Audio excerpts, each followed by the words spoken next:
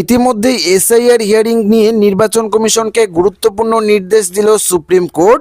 এবার থেকে হিয়ারিংয়ে মাধ্যমিকের অ্যাডমিট কার্ডকেও যোগ্য নথি হিসেবে গ্রহণ করতে হবে, পরিষ্কারভাবে জানিয়ে দিয়েছে সুপ্রিম কোর্ট। অর্থাৎ এই কিছুদিন আগেই কিন্তু নির্বাচন কমিশন মাধ্যমিকের অ্যাডমিট কার্ডকে হিয়ারিংয়ের তালিকা থেকে বাদ দিয়ে দিয়েছিল। এই মাধ্যমিকের অ্যাডমিট কার্ড নিয়ে গুরুত্বপূর্ণ নির্দেশ দিয়েছে সুপ্রিম কোর্ট। তো বন্ধুরা, এসআইআর হিয়ারিং নিয়ে সুপ্রিম কোর্টের পক্ষ থেকে কি নতুন নির্দেশিকা দেওয়া হয়েছে, কি বলা রয়েছে সেই নতুন নির্দেশিকায়, সমস্ত কিছু আপনাদেরকে একদমই ডিটেলসে জানিয়ে দেব এই ভিডিওটিতে। তো অবশ্যই ভিডিওটিতে আপনারা প্রত্যেকেই প্রথম থেকে শেষ পর্যন্ত মনোযোগ সহকারে সঙ্গে থাকবেন এবং চ্যানেলটিতে নতুন হয়ে থাকলে চ্যানেলটিকে সাবস্ক্রাইব করে পাশের বেল আইকনটি প্রেস করে অল নোটিফিকেশনটি অন করে রাখবেন। ভোটার তালিকা সংশোধন বা এসআইআর প্রক্রিয়া নিয়ে সাধারণ মানুষদের দুশ্চিন্তা কমাতে বড় নির্দেশ দিল সুপ্রিম কোর্ট। সোমবার শীর্ষ আদালত স্পষ্ট জানিয়ে দিয়েছে, এখন থেকে মাধ্যমিকের অ্যাডমিট কার্ডকেও এসআইআর হিয়ারিং এর ক্ষেত্রে বৈধ নথি হিসেবে গণ্য করতে হবে।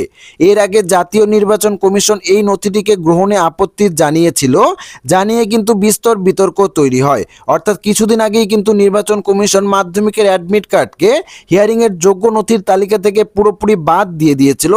ইতিমধ্যেই আজকে কিন্তু মাধ্যমিকের অ্যাডমিট কার্ডকে নিয়ে গুরুত্বপূর্ণ ঘোষণা করলো সুপ্রিম কোর্ট, যেটিতে স্পষ্ট বলা রয়েছে মাধ্যমিকের অ্যাডমিট কার্ডকেও কিন্তু হিয়ারিং এর যোগ্য নথি হিসেবে গ্রহণ করতে হবে। সেই আপত্তিতে জল ঢেলে দিল আদালতের পর্যবেক্ষক। যেহেতু অ্যাডমিট কার্ডের জন্ম তারিখ উল্লেখ থাকে, তাই এটিকে প্রমাণ্য নথি হিসেবে কিন্তু গ্রহণ করতে হবে। অর্থাৎ এবার থেকে কিন্তু হিয়ারিং এর ক্ষেত্রে মাধ্যমিকের অ্যাডমিট কার্ডকেও গ্রহণ করা যাবে এবং পাশাপাশি শুনানির সঙ্গে নেওয়া যাবে প্রতিনিধি। শুনানি বা হিয়ারিং প্রক্রিয়ায় স্বচ্ছতা আনতে এবং সাধারণ মানুষের ভয় কাটাতে আদালত আরও একটি গুরুত্বপূর্ণ নির্দেশ দিয়েছে। কোনো ভোটারকে যদি এসআইআর হিয়ারিং এ ডাকা হয়, তবে তিনি তার সহায়তার জন্য একজন প্রতিনিধি বা সাহায্যকারীকে সঙ্গে নিয়ে যেতে পারবেন। সেই প্রতিনিধি হিসেবে সংশ্লিষ্ট এলাকার বিএলওকেও সঙ্গে নেওয়া যেতে পারে। মূলত বয়স্ক বা নিরক্ষর ভোটারদের সহায়তার কথা মাথায় রেখেই কিন্তু এই নতুন নির্দেশ দিয়েছে নির্বাচন কমিশন। অর্থাৎ আপনারা বুঝতেই পারছেন, এবার থেকে হিয়ারিং এর ক্ষেত্রে যদি আপনি চান, সেক্ষেত্রে কিন্তু আপনি আপনার সঙ্গে একজন প্রতিনিধিকেও হিয়ারিং এ নিয়ে যেতে পারবেন।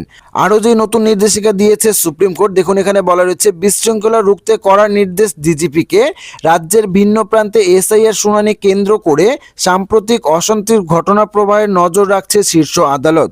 সোমবারের নির্দেশে সুপ্রিম কোর্ট স্পষ্ট জানিয়ে দিয়েছে, শুনানি চলাকালীন কোথাও যেন কোনো অপ্রীতিকর বা বিশৃঙ্খলা পরিস্থিতি তৈরি না হয়।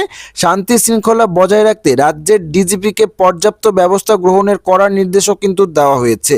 আগামী শুনানির 2 সপ্তাহ পর নির্বাচন কমিশন পুরো প্রক্রিয়াটি মসৃণভাবে পরিচালনা করার জন্য পর্যাপ্ত পরিকাঠামো তৈরির নির্দেশ দিয়েছে আদালত।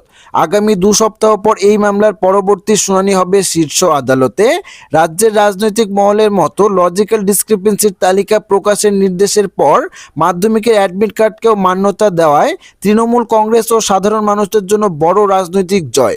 এর ফলে নথি সংক্রান্ত জটিলতা অনেকটাই কমবে বলে আশা করা হচ্ছে। অর্থাৎ আজকে কিন্তু সুপ্রিম কোর্ট নতুন নির্দেশিকা দিয়েছে নির্বাচন কমিশনকে। সেই নতুন নির্দেশিকা অনুযায়ী কিন্তু মাধ্যমিকের অ্যাডমিট কার্ডকেও এবার থেকে হিয়ারিং এর যোগ্য নথি হিসেবে গ্রহণ করতে হবে নির্বাচন কমিশনকে, স্পষ্ট জানিয়ে দিয়েছে সুপ্রিম কোর্ট। পাশাপাশি যদি কোনো ভোটার চান, সেক্ষেত্রে কিন্তু হিয়ারিং এর ক্ষেত্রে আপনি আপনার সঙ্গে একজন প্রতিনিধিকেও কিন্তু হিয়ারিং এ নিয়ে যেতে পারবেন, এমনটাও নির্দেশ দিয়েছে সুপ্রিম কোর্ট। তো আশা রাখবো ভিডিওটি আপনাদের সবারই ভালো লেগেছে। ভিডিওটি ভালো লাগলে ভিডিওটিতে একটি লাইক করবেন, চ্যানেলটিকে সাবস্ক্রাইব করবেন এবং পাশে থাকা বেল আইকনটি প্রেস করে অল নোটিফিকেশনটি অন করে রাখবেন।